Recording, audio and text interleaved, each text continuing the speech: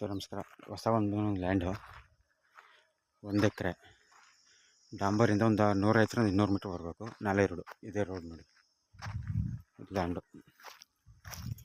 ಜಾಗ ಮಾತ್ರ ಫೈನ್ ಜಾಗ, ಸ್ಕ್ವೇರ್ ಆಗಿದೆ, ಕೆಂಪು ಮಣ್ಣು. ಇದೇ ರೋಡ್, ಹಿಂಗೂ ರೋಡ್ ಬರುತ್ತೆ, ಹಿಂಗೂ ರೋಡ್ ಬರುತ್ತೆ. ಈ ಕಡೆ ಕಾರ್ನರ್ ಜಾಗ 1 ಎಕರೆ ಇದೆ. ಸ್ಕ್ವೇರ್ ಬಾಕ್ಸಿಗೆ ಚೆನ್ನಾಗಿದೆ. Pure red soil. ಮಳವಳ್ಳಿಯಿಂದ ಒಂದು 25 ಕಿಲೋಮೀಟ್ರ್ ಆಗುತ್ತೆ.